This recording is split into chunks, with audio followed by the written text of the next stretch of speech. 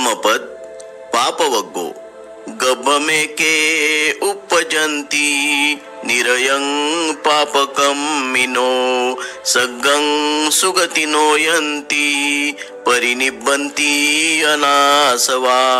काही पापकर्मी मानव गर्भात पडतात तर काही नरकात पडतात.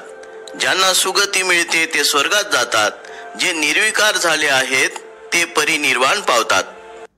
थकथा एक भिक्षू खड्यावर पैलू पाडणाऱ्या एका कारागिराच्या घरी रोज जात असे. त्यावेळी त्याची बायको त्याला अन्न देत असे. एकदा त्या भिक्षूच्या देखत घरात पाळलेल्या एका पक्ष्याने एक मौल्यवान खडा गिळून टाकला. कारागिराने खडा नाहीसा झालेला पाहून भिक्षूला त्या संबंधी विचारले असता भिक्षू म्हणाला की त्याने तो घेतलेला नाही. परंतु कारागिराला भिक्षूचाच संशय आला आणि त्याने त्याचा निर्दयपणे छळ केला. त्याच्या अंगातून रक्त वाहू लागले. त्यावेळी खडा गिळलेला पक्षी ते रक्त पिण्यासाठी तेथे आला. कारागिराने पक्ष्याला लाथ मारली आणि तो पक्षी मरण पावला. नंतर भिक्षूने जे घडले ते उघड केले. कारागिराने त्या पक्ष्याचे पोट फोडले असता त्याला त्यात पक्ष्याने गिळलेला खडा सापडला. कारागिराने भिक्षूची क्षमा मागितली.